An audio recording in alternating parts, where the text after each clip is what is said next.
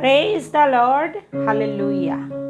অসমীয়া Bible শিক্ষা YouTube চেনেললৈ আপোনালোক সকলোকে মই প্ৰভু যীশুখ্ৰীষ্টত বিশ্বাসী আপোনালোকৰ ভনী অনামিকাই স্বাগতম জনাইছোঁ। আজি আমি পিতৃ ঈশ্বৰ জিহুৱাই মিছৰ দেশত ঘটোৱা পঞ্চম, ষষ্ঠ আৰু সপ্তমটো ক্লেশৰ বিষয়ে অধ্যয়ন কৰিম। আহকচোন আগবাঢ়োঁ। প্ৰথমতে আহক পঞ্চমটো ক্লেশৰ বিষয়ে জানো। পিতৃ ঈশ্বৰ জিহুৱাই মুচিক মিছৰৰ ৰজা ফৰৌনৰ ওচৰলৈ গৈ এনেদৰে ক'বলৈ ক'লে। যাত্ৰা পুস্তক 9 অধ্যায় 1-5 পদ। 1 পদ। ইব্ৰিয়া লোকসকলৰ ঈশ্বৰ জিহুৱাই এইদৰে কৈছে, মোৰ আৰাধনা কৰিবৰ অৰ্থে মোৰ লোকসকলক যাবলৈ দিয়ক। 2 পদ। কিন্তু এতিয়াও যদি তেওঁলোকক যাব দিয়াত অমান্তি হৈ তেওঁলোকক ধৰি ৰাখিব বিচাৰে। 3 পদ। তেনেহ'লে আপোনাৰ পথাৰত থকা পশুবোৰ যেনে ঘোঁৰা, গাধ, উট, গৰু, মেৰ, ছাগ আৰু ছাগলী জাকবোৰৰ ওপৰত জিহুৱাই হাত দিব আৰু ইয়াৰ দ্বাৰাই ভয়ানক মহামাৰী হ'ব। 4 পদ। কিন্তু জিহুৱাই ইছৰাইলী লোকসকলৰ পশুবোৰ আৰু মিছৰীয়া লোকসকলৰ পশুবোৰৰ মাজত প্ৰভেদ কৰিব। তেতিয়া যিবোৰ পশু ইছৰাইলী লোকসকলৰ নহয় সেইবোৰ মৰিব। 5 পদ। জিহুৱাই সময় নিৰূপণ কৰি ক'লে, কাইলৈ দেশত মই এই কাৰ্য কৰিম। আমেন। ঈশ্বৰ জিহুৱাই ক'বলৈ দিয়াৰ দৰেই মুচিয়ে মিছৰৰ ৰজা ফৰৌনক লগ ধৰি সকলো কথা ক'লেগৈ। কিন্তু ফৰৌনে বিশেষ একো নক'লে। পিছদিনা ঈশ্বৰ জিহুৱাই নিজে নিৰূপণ কৰি দিয়া সময় অনুসাৰে মিছৰীয়া লোকসকলৰ পশুবোৰৰ ওপৰত হাত দিলে, অৰ্থাৎ ঈশ্বৰে নিজৰ কাৰ্য কৰিলে। আৰু তাৰ ফলস্বৰূপে মিছৰীয়া লোকসকলৰ আটাইবোৰ পশু মৰিল, কিন্তু ইছৰাইলীয়া লোকসকলৰ এটা পশুও নমৰিল। এই কথা মিছৰৰ ৰজা ফৰৌনে বিচাৰ কৰি জানিব পাৰিলে। কিন্তু ঈশ্বৰ জিহুৱাই আগতীয়াকৈ মুচিক কোৱাৰ দৰেই মিছৰৰ ৰজা ফৰৌনে নিজৰ মন কঠিন কৰিলে আৰু ইছৰাইলীয়া লোকসকলক নিজৰ ঈশ্বৰ জিহুৱাৰ উদ্দেশ্যে বলিদান কৰিবলৈ যাবলৈ এৰি নিদিলে। এতিয়া আহক ঈশ্বৰ জিহুৱাই মিছৰ দেশত ঘটোৱা ষষ্ঠটো ক্লেশৰ বিষয়ে জানো। ঈশ্বৰ জিহুৱাই মুচি আৰু হাৰুনক এমুঠি ছাই লৈ মিছৰৰ ৰজা ফৰৌনৰ সন্মুখতে সেই ছাইমুঠি ওপৰলৈ অৰ্থাৎ আকাশৰ ফাললৈ ছটিয়াই দিবলৈ ক'লে। ঈশ্বৰ জিহুৱাই কোৱাৰ দৰে মুচিয়ে অগ্নিকুণ্ডৰ পৰা এমুঠি ছাই লৈ মিছৰৰ ৰজা ফৰৌনৰ সন্মুখতেই সেই ছাইখিনি ওপৰলৈ অৰ্থাৎ আকাশৰ ফাললৈ ছটিয়াই দিলে। আৰু সেই ছাইৰ কাৰণে মিছৰীয়া মানুহবোৰৰ আৰু জন্তুবোৰৰ শৰীৰত অনেক ফোঁহা আৰু ঘাঁ ওলাল আৰু এবিধ বিষম খহু হ'ল।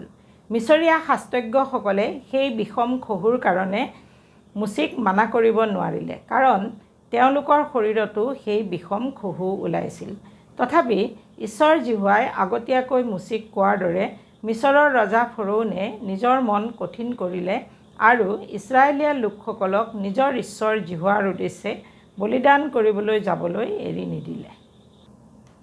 এতিয়া আহক ঈশ্বৰ জিহুৱাই মিছৰ দেশত ঘটোৱা সপ্তমটো ক্লেশৰ বিষয়ে জানো।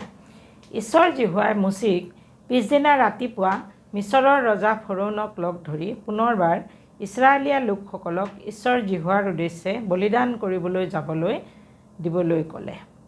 আৰু লগতে এইটোও ক'বলৈ ক'লে যে যদি ফৰৌনে তেওঁলোকক যাবলৈ নিদিয়ে, তেনেহ'লে মিছৰ দেশ স্থাপন হোৱাৰে পৰা যি ধৰণৰ ভয়ানক শিলাবৃষ্টি তেতিয়ালৈকে হোৱা নাই, তেনেধৰণৰ ভয়ানক শিলাবৃষ্টি পিছদিনা মিছৰ দেশলৈ ঈশ্বৰ জিহুৱাই পঠাব।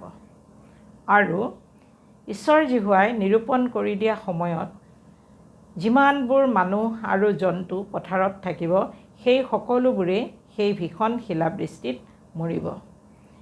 ঈশ্বৰ জিহুৱাই ক'বলৈ দিয়াৰ দৰে মুচিয়ে পিছদিনা ৰাতিপুৱা ফৰৌনক লগ ধৰি এই সকলোবোৰ কথা ক'লেগৈ। মুচিৰ কথা শুনি ফৰৌনৰ যিমানবিলাক দাসে ঈশ্বৰ জিহুৱাত বিশ্বাস কৰিলে, তেওঁবিলাকে নিজৰ নিজৰ পথাৰত থকা মানুহ আৰু জন্তুবোৰক ঘৰলৈ লৈ আহিল, আৰু যিসকলে বিশ্বাস নকৰিলে তেওঁলোকে পথাৰত থকা তেওঁলোকৰ মানুহ আৰু জন্তুবোৰক পথাৰতে থাকিবলৈ দিলে। ইপিনে পিছদিনা ঈশ্বৰ জিহুৱাই মুচিক আকাশৰ ফাললৈ নিজৰ হাত দাঙিবলৈ ক'লে। ঈশ্বৰ জিহুৱাই কোৱাৰ দৰে মুচিয়ে নিজৰ হাতত থকা লাখুটিডাল আকাশৰ ফাললৈ দাঙিলে। তেতিয়া ঈশ্বৰ জিহুৱাই প্ৰচণ্ড মেঘ গৰ্জন কৰি সমগ্ৰ মিছৰ দেশলৈ ভয়ানক শিলাবৃষ্টি আৰু বিজুলী পেলালে। এই ভয়ানক শিলাবৃষ্টি আৰু বিজুলী মিলি এনে ভয়ংকৰ পৰিস্থিতি হ'ল যে মিছৰ দেশ স্থাপন হোৱাৰে পৰা তেনেধৰণৰ বতৰ কেতিয়াও হোৱা নাছিল।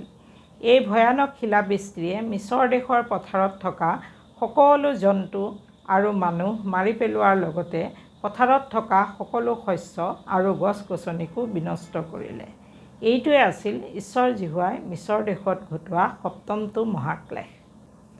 তেতিয়া মিছৰৰ ৰজা ফৰোনে ভয় খাই মুচি আৰু হাৰুনক মতাই নি সেই ভয়ানক শিলাবৃষ্টি, মেঘগৰ্জন আৰু বিজুলী বন্ধ হ'বৰ কাৰণে ঈশ্বৰ জিহুৱাৰ আগত প্ৰাৰ্থনা কৰিবলৈ ক'লে আৰু লগতে মিছৰৰ ৰজা ফৰোনে ইছৰাইলীয়া লোকসকলক ঈশ্বৰ জিহুৱাৰ উদ্দেশ্যে বলিদান কৰিবলৈ যাবলৈ এৰি দিব বুলিও মুচি আৰু হাৰুনৰ আগত প্ৰতিশ্ৰুতি দিলে। ফৰোনৰ কথা শুনি ফৰোনৰ সন্মুখৰ পৰা গৈ মুচিয়ে ঈশ্বৰ জিহুৱাৰ আগত সেই ভয়ানক শিলাবৃষ্টি, মেঘগৰ্জন আৰু বিজুলী বন্ধ হ'বৰ কাৰণে প্ৰাৰ্থনা কৰিলে। মুচিৰ প্ৰাৰ্থনা শুনি ঈশ্বৰ জিহুৱাই সেই ভয়ানক শিলাবৃষ্টি, মেঘগৰ্জন আৰু বিজুলী বন্ধ কৰিলে। কিন্তু মিছৰৰ ৰজা ফৰোনে সেই ভয়ানক শিলাবৃষ্টি, মেঘগৰ্জন আৰু বিজুলী বন্ধ হোৱা দেখিবলৈ পাই ঈশ্বৰ জিহুৱাই আগতীয়াকৈ কোৱাৰ দৰে নিজৰ মন কঠিন কৰিলে আৰু ইছৰাইলীয়া লোকসকলক নিজৰ ঈশ্বৰ জিহুৱাৰ উদ্দেশ্যে বলিদান কৰিবলৈ যাবলৈ এৰি নিদিলে। আহিব লগা ভিডিঅ'টোত আমি ঈশ্বৰ জিহুৱাই মিছৰ দেশত ঘটোৱা অষ্টম আৰু নৱমটো মহাক্লেশৰ বিষয়ে অধ্যয়ন কৰিম। প্ৰভুৰ অনুগ্ৰহ আমাৰ সকলোৰে লগত থাকক। আমেন।